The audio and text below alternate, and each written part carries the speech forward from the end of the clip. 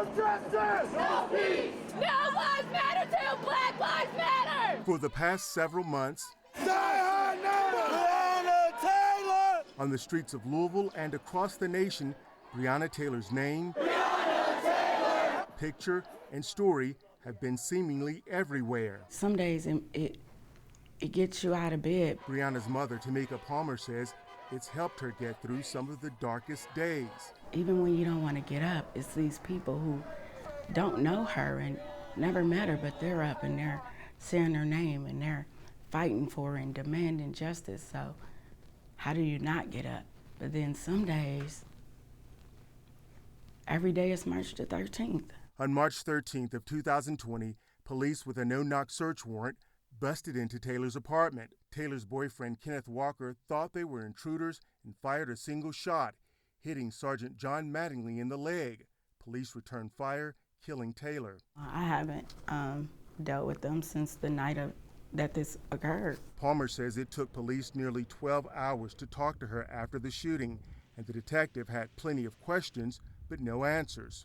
He asked me if Breonna and Kenny had been having any problems, and I'm like, what are you saying? Like, where's Kenny? Like, you won't answer me. Like, let me talk to Kenny. And so he says, we got Kenny at one of our offices trying to help us piece together what happened here tonight. And Palmer says she never got answers from LMPD. When I left, I still didn't know what happened to her. An LMPD officer was injured this morning in a shootout that ended with a woman dead. She says what little she did learn came from local news reports. That's when I found out that the police had killed her. After the raid, Kenneth Walker was arrested and charged with attempted murder, but the charge was eventually dropped. Do you talk to Kenny? What's your relationship like with him?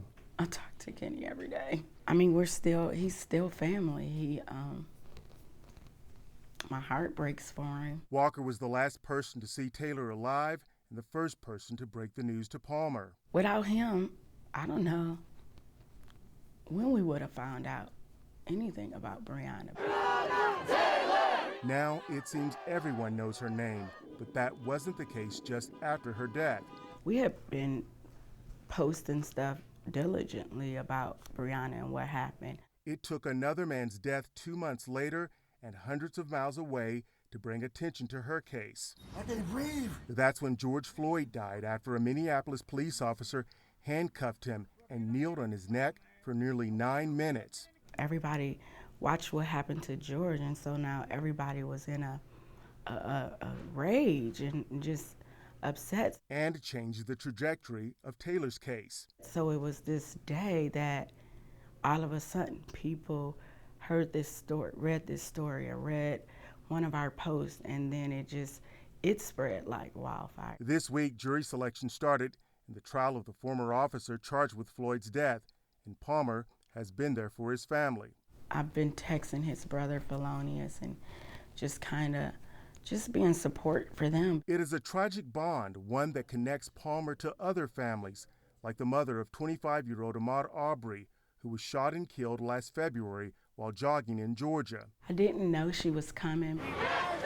Last summer, Arbery's mother was in Louisville and attended a protest at the home of Attorney General Daniel Cameron, but that was not her only stop. I did connect with her. She definitely came to see me, and we, of course, hugged and cried. Palmer says her family and support group are strong, but the bond she shares with the families of Floyd and Arbery is different.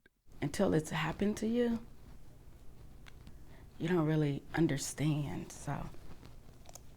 What's next? What do you want to see happen next? Accountability. I want to see these officers charged, prosecuted.